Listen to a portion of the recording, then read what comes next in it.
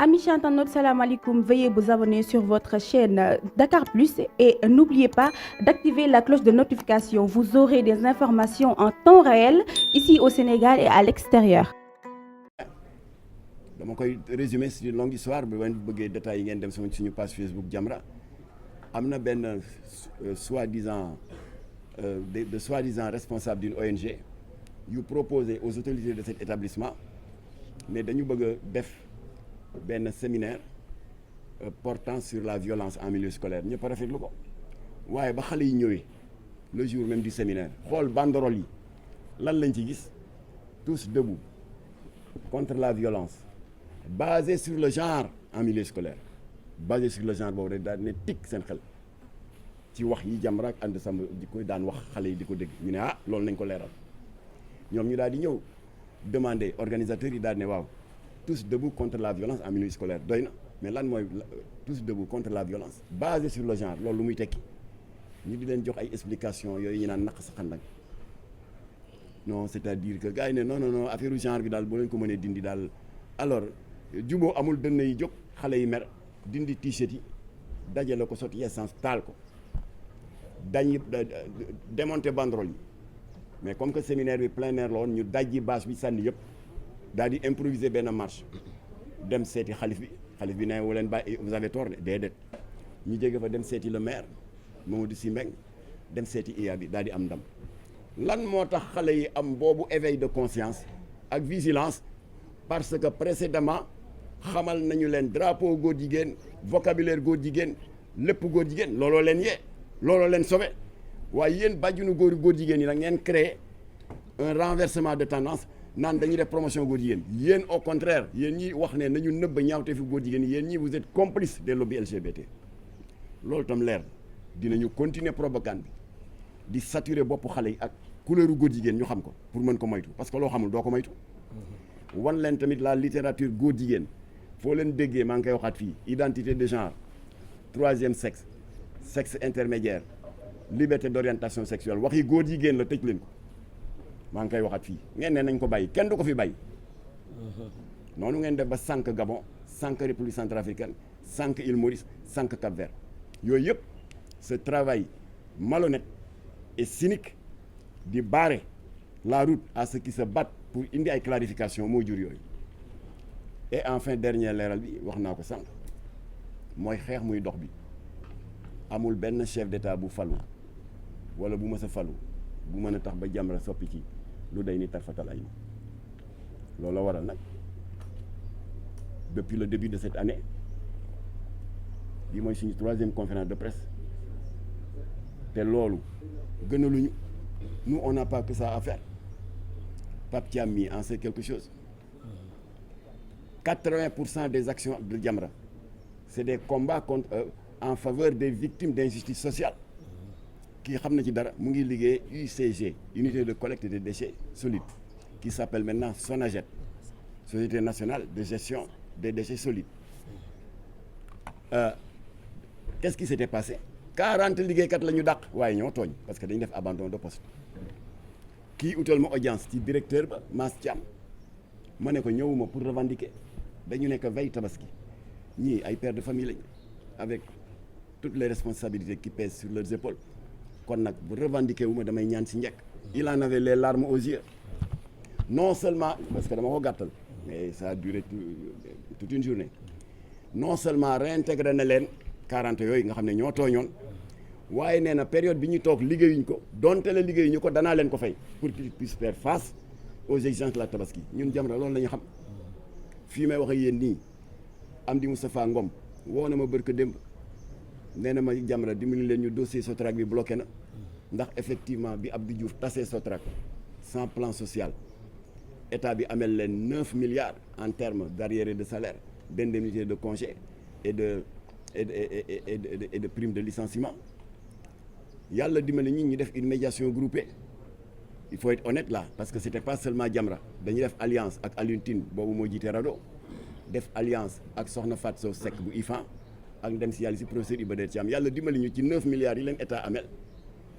au bout du processus de médiation foqati nañ 5 milliards jox liggéeykat yi mu des 4 Jamra loolu la xam fii ma wax yéen nii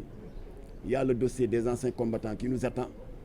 S'il n'y avait pas eu yëfu ñàkk fayda yi Mélenchon def jaxase dëkk bi yëpp daal di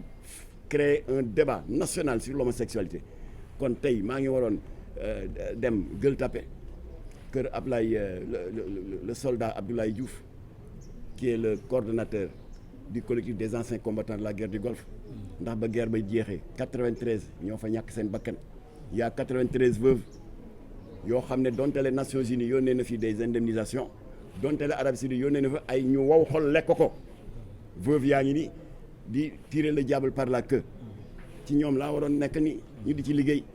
parce que ci nguuru Macky Sall Jamra liggéey na ci ba obliger l'État ñu créer une commission technique jàppaleen tur yi ma leen di wax présidée par le général de division Amadou Anta Gaye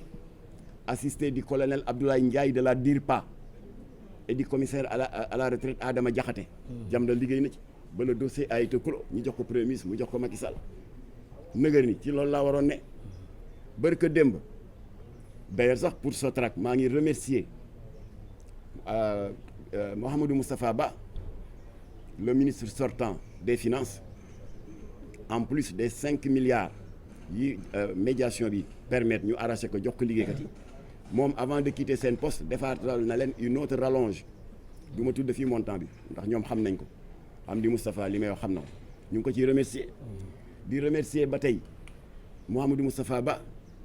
pour Ama Sénégal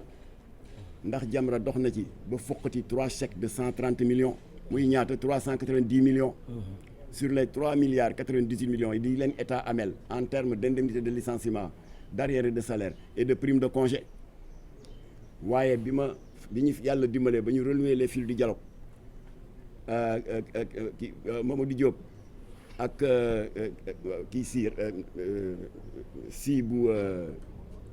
front syndical bi Madani si wax na ma ne waa ji am na lu mu yokkaat jox leen ma ne comme ñun li ñu intéressé mooy puisque les fils du dialogue sont renoués et état nangu na ne moo tooñ na ngeen topp échéance yi rek ba ñu appuyer toute la dette moo tax maa ngi remercier Mouhamadou Moustapha Ba di remercier Birame Souleye Diop ndax à la demande des ex-contractuels de la Sénélec bind nañ ko lettre audience nee ko Jamra moo yore suñu dossier depuis 2015 on était 700 agents licenciés Jamra xeex na sous le magistère du directeur général Makhtar Cissé ba réintégré nañu 493 ki remplacé Makhtar Cissé ñëw ñu jëlaat 15 ba 700 yi 131 moo des ñu bëggoon nga recevoir Makhtar mooy suñu médiateur ñu ànd ak moom ñu def le point Birame Souleye Diop def lu rafet mais comme que dossier bi dafa urgent et il y a des urgences qui ne peuvent pas attendre mu daal di ñu boole avec un de ses proches collaborateurs je le remercie ñu di ko wax Ifra Ba c'est un expert financier il est également expert en droit social bërkaat yi démb maa nga woon foofa ministère de l'énergie ñu tëju maak moom ak liggéeykat yi pendant 1h30 dossier bi am na des avancées considérables te Birame Souleye mënoon na dee rek je suis en voyage bàyyi leen ba ma ñëw mais pour ne pas perdre du temps daf ko jox son cabinet ñu liggéey ci Jamra def médiation bi voilà loolu la Jamra dëkke kon nag 80% de nos activités loolu la chaque fois qu'on parle de góor jigéen c'est que dafa am benn bàjjunu góor jigéen bu tooñ def provocation comme ni ko Mélenchon joxe defe looloo tax que Jamra est sorti de sa réserve ñëwaat taxaw ànd ak ses alliés alors kon nag Jean-Luc Mélenchon nous vous avons dit que Sénégal lobby LGBT dañ ko wutal un calendrier un agenda spécial ndax dëgër bopp gi Sénégal dëgër bopp beaucoup de pays qui nous entourent sukk nañu jébbalu joxoon naa leen la liste à commencer par le Gabon ba ci Cap-Vert qui ont légalisé l'homosexualité Sénégal jaaxal leen ba taxoon na vers la fin du régime du président Macky Sall waxoon naa leen ne cette chef de mission d'observation de l'Union européenne nous la récusons, nous la dénonçons et nous avons exigé son expulsion. Sa vie privée ne nous intéresse pas. Lesbienne la bi muy ñëw faru lesbienne am la ànd sek ñàkk jom gu mat sëkk bras dessus bras dessous comme monsieur ak madame bu ma yeboone sax madame ak madame di doxantu dans le hall de l'hôtel ça suñu yoon new ci c'est sa vie privée waaye erreur bi état Macky Sall def ba leen Jamra alerté ne leen kii nar a ñëw comme chef de mission électorale de l'Union européenne na ngeen bàyyi xel ne ni Assemblée nationale Sénégal amee groupe parlementaire Yewwi groupe parlementaire Wallu groupe parlementaire Benno Bokk Yaakaar parlement européen noonu la amee groupe parlementaire socialiste groupe parlementaire écologiste waaye góor jigéen ñi dañ fa am doole ba xeex nañu ba ñu nangul leen seen groupe parlementaire ma ne ko ndaw si ngeen woo nag comme chef de mission d'observation électorale elle est vice-présidente de l'intergroupe LGBT du Parlement européen def naa fii conférence de presse qui a fait beaucoup de bruit dans le pays le 12 février agenda bi di continuer ndax ndaw si dafa ñëwoon xàllal yoon Charles Michel ñëw Jamra daal di alerté waat nous n'avons pas dit danaa wax ak kii du ma wax ak kii Diomaye mënul loolu il est obligé de parler à tout le monde dëmma yeeg noo xóor yeeg franc-maçon yeeg góor jigéen ñi ñëpp lay waxal parce que ñun fa ñuy jegaane ji luy dundal réew mi les institutions de Bretton Woods Fonds monétaire international Banque mondiale ak tamit Union européenne la ñuy soxla foofu lañ koy mën a jegaane di fay salaire yi di jënd ay engrais di compenser nos déficits budgétaires te kuréel yooyu dafa fees dell ki franc-maçon ak góor jigéen soo nee doo wax ak ñoom yaa ngi may dégg bu baax oustaz Modou Fall soo nee du ma wax ak ñoom tu vas crever de faim parce que Sénégal dafa ndóol on vit sous perfusion kon Diomaye foog mu wax ak ñëpp waaye dañu ko ne kii nga recevoir mooy xalif généralu kullu góor jigéen Europe occidentale libre nañ ci kii nga recevoir mooy ka nga xam ne ni dem si yàlla si Ambroise Gomis créé woon Miss Sénégal Miss Jongama lobby LGBT à Anvers dañu créer 2 distinctions à part Miss lesbienne créé nañu Miss gay kan mooy président jury bi Charles Michel am nañ droit wax ko Diomaye kan mooy Charles Michel mooy bi nga xamee nii y a une vague de légalisation du mariage homosexuel en France en Europe ba France daal di ubbi le défilé le 17 mai 2013 sous le magistère de François Hollande daal di légaliser ce qu'ils appellent pudiquement d'ici diw confiture le mariage pour tous maanaam mariage góor jigéen bi ko France defee mais dafa am effet boule de neige Europe yëpp commencé di légaliser le mariage homosexuel léegi Xavier Bettel le premier du Luxembourg daal di ne alhamdulilah sama far wu góor bii nga xam ne ngoroli yàgg na muy l'architecte belge Gauthier Destenet naa góorgóorlu daal ñu daganal diggante bi fan la ñu takkee sëy bi à la mairie du Grand-Duché de Luxembourg kan lañ ko ndeyele Charles Michel ngeen ne duñ ko wax bañaa wax alors ñu ne Diomaye kon recevoir ku la neex mais ñu ngi la yëgal ne kii nga recevoir mooy kii surtout léegi ñaar moo mën ne alerte la mu dégg ko ak nu mu ko mën a déggee mu sàggane ko ñun ñu xam ne suñu jaan wàcce na te bu ñu tëddee nous allons dormir tranquille alors kon nag yooyu yëpp jaar na fi mais bii li tax Jamra décidé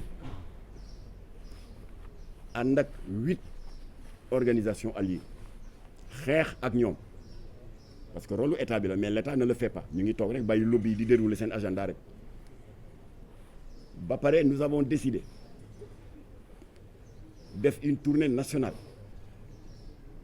def ko suñu xeexu bopp avec nos 8 alliés waaye yokku na j'ai d'autres listes defe naa egg nañ 15 parce que j'ai mis sur la page Facebook que la liste reste ouverte alors li waral ñu jël boobu décision am boobu détermination c'est parce que ki ñëwoon poser le 3e jalon di Jean-Luc Mélenchon en plus du fait mu bokk ci bàjjenu góor yu gën a siiw ci lobby LGBT en plus de ça kilifa la au niveau de la GOF le Grand Orient de France qui est la loge maçonnique la plus islamophobe d'Europe xale yi yéen na ngi fii mënuma leen nax ci dara xam ngeen ne la franc-maçonnerie est d'origine anglo-saxonne waaye ba ñu demee ba au début du XVIIIe siècle dafa am scission une branche dissidente daal di dem Europe de l'Est tasaaroo fa et parmi ces fractions mu am benn bu juddu bu tudd GOF, le Grand Orient de France, qui est né l'an 1776 waaye branche dissidente boobu comme que dafa bari ay góor jigéen ak ay communistes lan la ñu njëkk a def dañu jël la constitution originale de la franc-maçonnerie originelle jël préambule bi déglu leen bu baax ngeen xam kuy Mélenchon daal di effacer toute référence à Dieu et à l'immortalité de l'âme loolu la njëkk a def parce que franc-maçonnerie originelle balaa ñu daan ubbi seen i assises ak seen i travaux dañuy jàng ay aaya bu Injiil bu yonent Yàlla Iisaa maanaam les évangiles et la Bible waaye branche dissidente bi Mélenchon bokk mu di le Grand Orient de France ba scission amee dañu jëlaat constitution bi tëggaat ko effacer si toute référence à Dieu et à l'immortalité de l'âme et en place de quoi ñu remplacer ko par le concept de la liberté de conscience absolue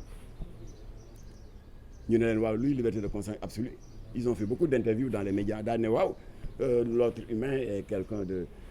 une créature magnifique dara waru koo tënk il doit pas être enchaîné par des dogmes philosophiques et religieux dañ ko war a bàyyi mu seet lu ko soob lu mu bëgg fu mu am goût bu bëggee tëdd ak góor mu tëdd ak góor bu bëggee tëdd ak jigéen bëgg tëdd ak jigéen mu tëdd ak jigéen alors mooy liberté de conscience absolue kon nag ñoom nëbbuñu leur volonté de créer une société sans Dieu le Grand Orient de France te jëfee nañu ko du ay waxi Jamra dem leen ngeen informé wu dans Google la presse européenne jëfee nañ ko de naka kan mooy bàkkoo l'interdiction du port du voile en France le Grand Orient de France bi Jean-Luc Mélenchon bokk ana yan franc-maçon ñoom ñooy bàkkoo la destruction de tous les minarets jàkk yi am France yëpp minaret c'est interdit parce que pour des raisons d'esthétique architecturale ñan ñoo koy bàkkoo kuréelu Jean-Luc Mélenchon du Grand Orient de France ñan ñooy bàkkoo la loi Simone Veil de 1975 qui légalise l'avortement yàq biir ñoom Jean-Luc Mélenchon bu Grand Orient de France ñan ñooy bàkkoo d'avoir tordu la main au président François Hollande ba le 17 mai 2013 ñu daal di légaliser le mariage homosexuel c'est le Grand Orient de Jean-Luc Mélenchon kooku la ñuy recevoir fii dans ce haut temple du savoir mu ñëw intoxiquer xale yi yàq seen xol wàññi seen iman tilimal seen tawxiid ngeen bëgg a Jamra noppi ñu noppi loolu waral nag ñoom bañ ko recevoir ku wax feeñ dans ce temple du savoir di université ñu ngi ko créé en 1959 ñaata kàngam ñoo fi jaar université formaté leen ñu nekk de brillants esprits ci wàllu politique ci wàllu économie ci wàllu culture wàllu médecine Léopold Sédar Senghor fii la jaar Maître Lamine Gueye jaar na fi Cheikh Anta Diop jaar na fi Mamadou Dia fii la jaar ndem si yàlla si Omar Blondin Diop kenn mënu leen compter ba ñu jeex des éminences grises yoo xam ne université bi moo leen tabb un temple du savoir nga xam ne lan mooy vocation mooy ubbi dënnu étudiants yi jëmbat ci ay xam-xam ak jikko yu baax looloo tax université jóg Jean-Luc Mélenchon ñëw nag ak mbalitam tiim xale yi di ko déglu mu daal di dérouler sans vergogne un prosélytisme malsain ponctué d'une propagande ouverte en faveur de l'idéologie LGBT renforcée par une apologie ouverte de l'homosexualité te wax na ko ci kàddoom fa gën a dënn bi ci waxin dal di ne j'ai été le premier législateur maanaam le premier député français à avoir déposé un texte de loi allant dans le sens de la légalisation du mariage homosexuel te nee na cette liberté d'amour maanaam góor ñu may ko droit mu bëgganteeg góor ba sëy way mën cee am nee na cette liberté d'amour devrait être ouverte à tous sous un tonnerre d'applaudissements des élèves et des étudiants pendant ce temps dans la même séquence recteur bi jël kaddu pour wax xale yi seen njariñ les défis académiques qu'il doit relever ñu yuuxoo ko ci laa ne notre pays est en danger kii moo gën a dangereux Maline Anna Borg chef de mission électorale bi nga xam ne lesbienne la vice-présidente n'est-ce pas de l'interview LGBT du Parlement moo gën a dangereux Charles Michel bi Diomaye recevoir woon moom mi nga xam ne moom la ñu ndeyale woon sëyu góor jigéen ba lay nekk France Luxembourg Xavier Bettel moo leen gën a dangereux fuuf ndax dafa bokk ci ñi nga xam ne c'est le théoricien de la construction d'une société sans Dieu qui a toujours été prôné par le Grand Orient de France dont il est un des membres éminents ku ma sa gis li tubaab buy ñëw di tagg ak di rafetal ngóor jigéen nga tàcc ko koo xam ne doomu réew mi la directeur université bi di la wax sa njariñ sa avenir les défis académiques qu'il faut relever nga yuuxoo ko le pays est en danger il y a un renversement de tendance un retournement de rôle qui risque de mener notre pays à la destruction moo tax Jamra jóg te du ñu teggeti tànk mukk tànk askanu Sénégal amuñu lu ñu bëgg et je voudrais m'adresser à Jean-Luc Mélenchon ndax mu ngi ñuy dégg am na benn message bu ma recevoir sànq avant may wàcc benn waaye ne na mu nga toog am na ku koy firil bu ko déggee ci wala firil ko ci français léegi je vais m'adresser à lui en français. Monsieur Mélenchon, nous voudrions, peuple souverain, vous rappeler ce que vous savez déjà. C'est-à-dire qu'il n'existe pas de pays dans le monde où les lois qui doivent régir la vie communautaire viennent ex nihilo. Ces lois ne tombent pas du ciel, quel que soit le pays pris en considération, qu'il s'agisse de la France, de l'Allemagne, de la Chine, du Burkina Faso, du Sénégal. Les lois qui régissent la vie communautaire ne tombent pas du ciel. Elles sont structurées par qui? Par le législateur. Et comment le législateur structure-t-il ces lois? Eh bien, en s'adossant sur ce que vous, techniciens de l'audiovisuel et de la communication, vous appelez le substrat socio-culturel. C'est-à-dire en langage normal, eh bien, les réalités socio-culturelles. C'est sur cela que le législateur français s'est adossé pour structurer le code civil français, qui, comme tout le monde le sait, a déclaré haram la polygamie. Mais personne n'a le droit de critiquer les Français parce qu'ils sont chez eux. Et c'est dans cette même logique que vous, Français, M. Mélenchon et vos compatriotes, vous vous êtes référés sur vos réalités sociales et culturelles pour penser qu'il était temps, précisément le 17 mai 2013, de légaliser le mariage homosexuel. Personne n'a le droit de vous critiquer parce que vous êtes chez vous. Alors, pourquoi, selon le même principe de structuration des lois que le législateur, dont le législateur a la responsabilité en se référant sur nos réalités sociales et culturelles, au nom de quoi nous, peuple sénégalais, nous n'aurions pas le droit, nous référant à nos réalités sociales et culturelles, de structurer l'article 319 bi haramal ngóor jigéen, au nom de quoi? C'est aussi simple que ça. Monsieur Mélenchon, c'est vous qui avez appris, je veux parler de vos universités, à nos cadres, que la loi, la majorité, c'est la loi de la démocratie. La majorité, l'écrasante majorité du peuple sénégalais ne veut pas de l'homosexualité. C'est notre droit le plus absolu. Et vous venez sur un ton paternaliste nous dire que non, c'est un monde libre. J'ai été le premier député à avoir introduit un texte de loi portant légalisation de l'homosexualité. C'est votre affaire, ça. Mais ne venez pas nous l'imposer. Alors moo tax nag Jean-Luc Mélenchon dégg na ko tey nag il a été prétentieux sous un tonnerre d'applaudissements des étudiants xas le gouvernement de Sarkozy xas le gouvernement de Macron xawlee na gaaruwàlle ne ils ont une main mise sur l'Afrique au mépris de leur volonté et de leur droit à l'exercice de leur souveraineté. Yow tane woo leen parce que effectivement Sarkozy nëbbatuwul bi ñu jàppee góor jigéen ñi fii 2008 mbaaw ñuy takk sëy Jamra oustaz Aliou Sall imam Mbaye Niang xeex ko ba ñu jàpp góor jigéen ñi lan la Sarkozy def ku ko weddi da ngay dem dans le site internet du gouvernement français www.gov.fr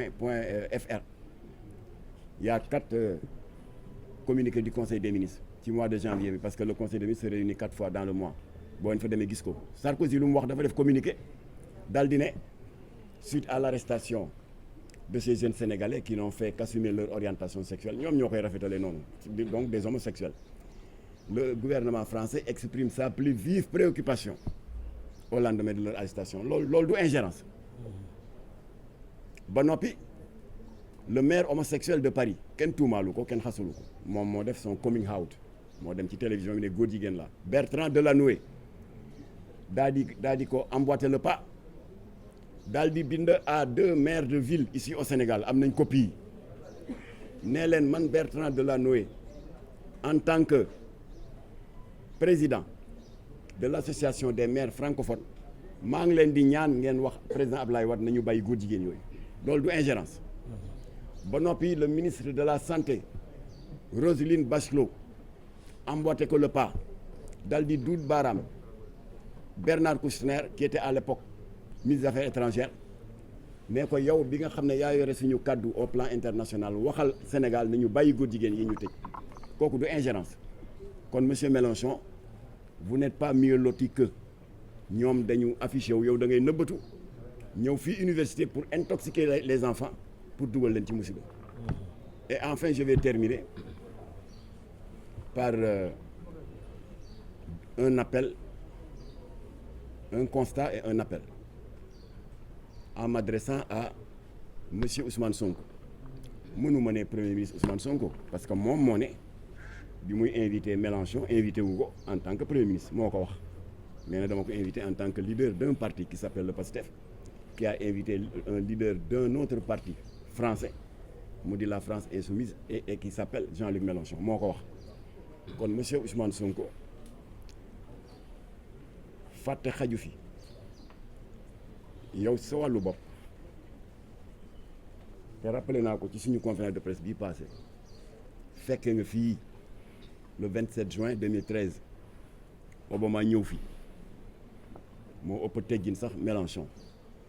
ndax moom dafa jël benn journal lesbienne moo posé woon question Macky Sall ndax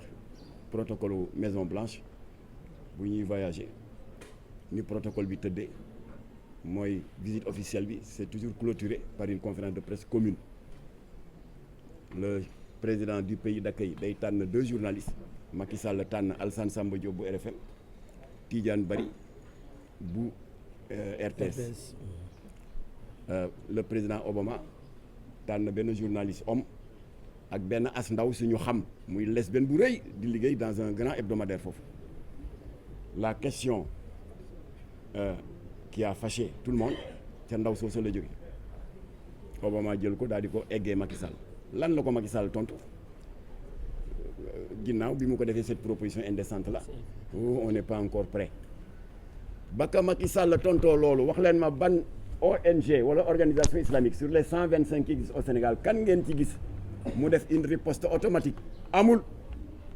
dañu bàyyi ba Obama dugg avion ñibbi rek par courtoisie parce que gan du fi nekk ngay toj ay kaas naka la ñu bi Jamra dem Café de Rome ñu def lii ñu def tey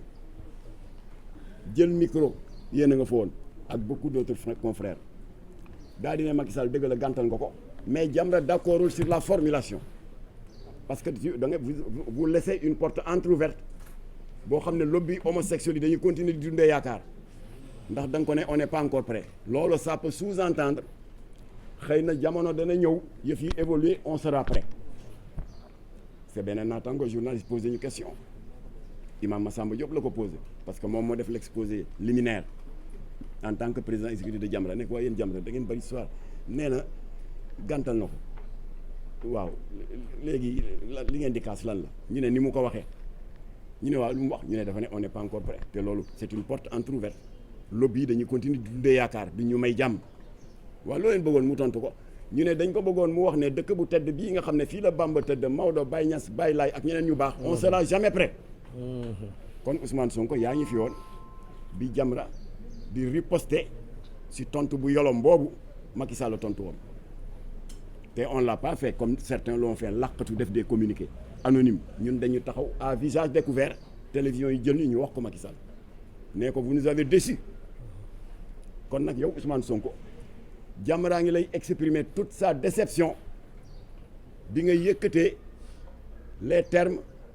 de on est en train de gérer ça yëkkatiwaat beneen terme ne l'homosexualité est tolérée. Vous nous avez déçus. L'homosexualité n'est pas tolérée ici. Pour 3 raisons. Juriste nga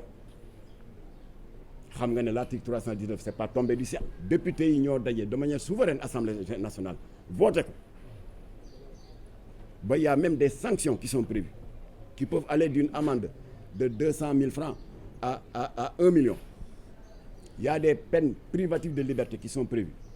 qui peuvent aller de 1 mois de prison à 5 ans. Article 319 alinéa 3 alinéa 2 du code électoral nga naan c'est toléré c'est pas toléré parce que article boobu la ñu appliqué ba le 25 décembre 2015 ñu ngi gërëm le commissaire Bokar Ly mu am une vingtaine de góor jigéen guddi gu tedd gu mel ni guddi mawlulu nabi ñu siy màggal juddu yonent bi suñu mbokk catholique itam kontaan parce que dafa tombé aussi la célébration de Noël ñuy màggal juddu yonent yàlla Insa ñëpp a kontaan daal di ne nos 2 communautés yàlla baaxee na ñu bokk la même date homosexuels yi daal di profiter de cette nuit doublement symbolique takk fukki sëy ak benn à l'hôtel à l'école Ibrahima Diouf de Kaolack bu du woon la rapidité du commissaire Bokar Niang ay morceau yàpp góor jigéen lañ fay fekk ñu jàppaleen tëj leen dëgg la y a eu des combines après ba ñu libéré leen de manière prématurée waaye yoon dal na seen kaw tëj leen Sonko naan c'est toléré c'est pas toléré ba ñu jógee foofa août 2019 ñëpp yëg neen ko yéen ñu ci bari ñëwoon ngeen tribunal couvrir ko fii ci Thiaroye Léona amu fi woon benn lesbienne bu tuub ut benn ilimaan mu dem jubóoli ji ko ak jëkkëram mu dellu ci sëy normalam jékki-jékki benn ngoon ñu gis ñaari kaaru Njaga Njaay ñëw tuur fa ay lesbiennes un gang d'une vingtaine de lesbiennes song kër ga sànni xeer toj ardoise yi di dajji parenteer yi jëkkër ji di génn di interposé wu comme que dafa xaw a mel ni man xaw a xiibon chefu lesbiennes yi bari doole pamte ko sànni ko ci suuf ba bopp bi am lu ci toj ñu ngi gërëm chef de quartier bi ak jeune Thiaroye Léona ñoo jóg xeex ak lesbiennes yi ba am ñu daw mais am na une dizaine yi ñuy jàpp y compris seen chef keroog procès ba toute la presse était curieuse de savoir kii li tax mu def lii lan la moo tax tribunal fees del Jamra nga foon et effectivement président tribunal bi jàkkaarloog ndaw si ne ko yow yaa organisé cette expédition punitive la waaw lu ko waral kii ci yéen la bokkoon mu xam ne lesbienne baaxul ngor bu ko diine baaxu ko mu ne bàyyi naa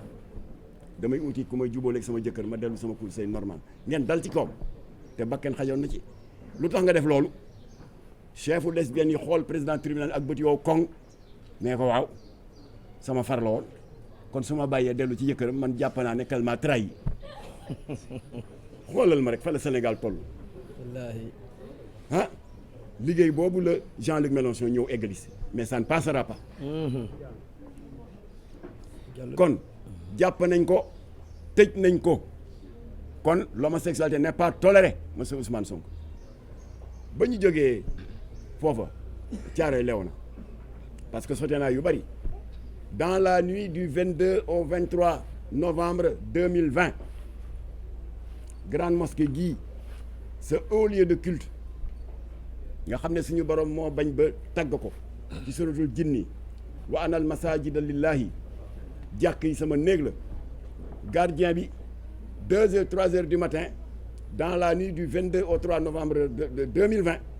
mu génn yuuxu tëgg génn ji nit ñi ne lan la mënul sax wax ñu daw fekk ñaari punkalum góor jigéen di sëy ci biir jàkk ji Jamra woote ni ñu wootee tey def point de presse ut avocat muy maître Moussa Sarr que nous remercions parce que moom du ñu fayeeku dara ndax il partage les mêmes convictions que ñun ndax famille bu mag la bokk ci wàllu diine xeex ak ñoom ñeneen tam jóg nañu ba ñu jàpp leen juger leen tëj leen kooku c'est toléré c'est pas toléré l'homosexualité n'est pas tolérée ba ñu jógee ci loolu et c'est là où je vais en terminer parce que bari nañu article 319 xàcc yat dóor ci góor jigéen yi ba ñu jógee ci loolu maa ngi ndokkeel sëñ Modou Lo Ngabou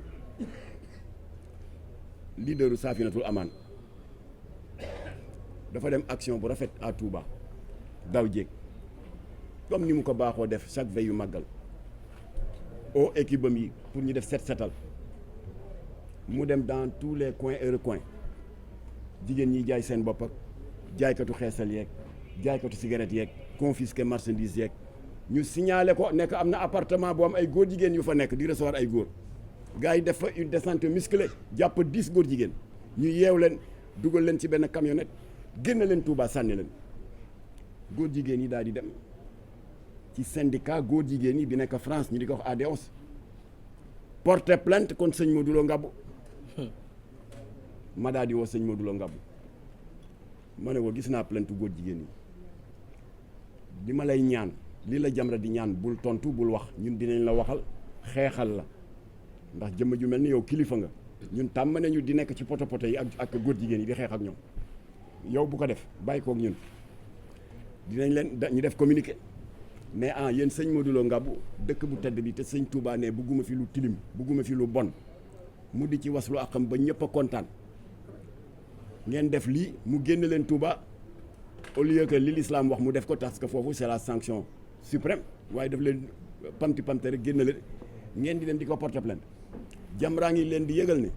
soldaaru l'islam bu day ni sëñ Modou Lo Ngabou Jamra du seetaan ku koy ñàkkee teggin rawatina di ko jébbal plainte góor jigéen mu metti leen ñu dawaat dellu ci Gérard Darmanin ministre de l'intérieur ne ko waaw plainte ba ñu defoon ci sëñ Modou Lo Ngabou ba yow nga wax ne interdire nga ko de territoire mu ne waaw lu xew mu ne dañu bëggoon plainte bi nga dugal ci Mame Makhtar Gueye bu Jamra qui est le bras armé de Safinatul Aman kon moom itam defal décret wala arrêté nga interdire ko du territoire national et au niveau de tout l'espace Schengen loolu am na fi ñu bari bind ma waaw Makhtar di day doy na waar ma ne dara ay waxi góor jigéen la rek dafa ne góor jigéen am na maqaama bu day ni di ma décréter man ne doo teg tànk France alors ma ne ko kon kay ñoom dañuy dëggal ne fi ñu duut suñu baaraam foofu la alors ba tax na kon bi ci mujjee c'est au mois de juin 2023 Jamra porté na plainte contre benn sëriñu daara tur yi sax ruus naa ko wax ndax turandoowu jëmm ju tedd ji la mérité wu ko sax boo xam ne sur une période de 5-6 mois ñi ko wóolu dénk ko seeni doom pour mu jëmbat ci ñoom xam-xam ak jikko yu baax ndekete sur une période de 6 mois 7 mois mu ngi tëddee xale yu bés bu ne 27 xale yu jigéen âgés de 13 à 8 ans mu tëddee leen yàq leen violé leen Jamra jël contact avec certains parents des victimes pour ñu gaaw uti certificat médical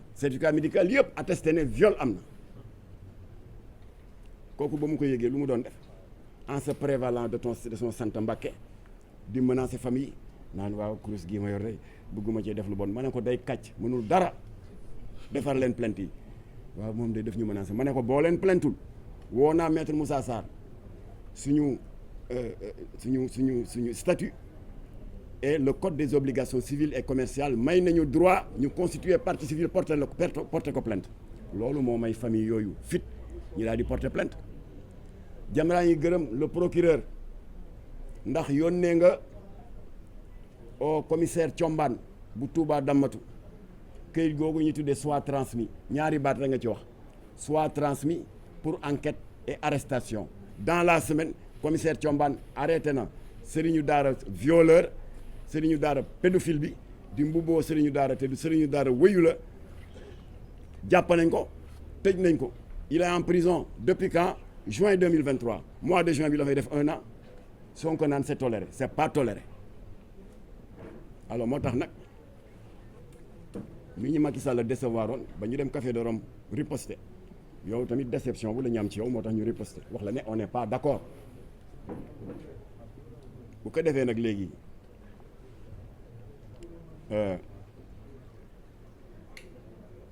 dafa am lu mag ñi di wax gor sa wax ja dafoo fi woon une promesse de campagne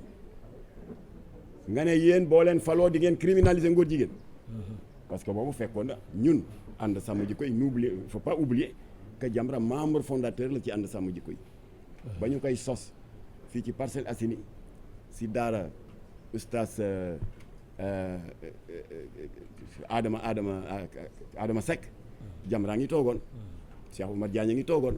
nitu dëgg Abdou Karim Gueye ngi toogoon le comité de défense des valeurs morales bu sëñ Mbacké Astou Fall jarbaatu sëñ Mountakha mu ngi toogoon kon bu ba ngi toogoon matuñu woon sax 7-8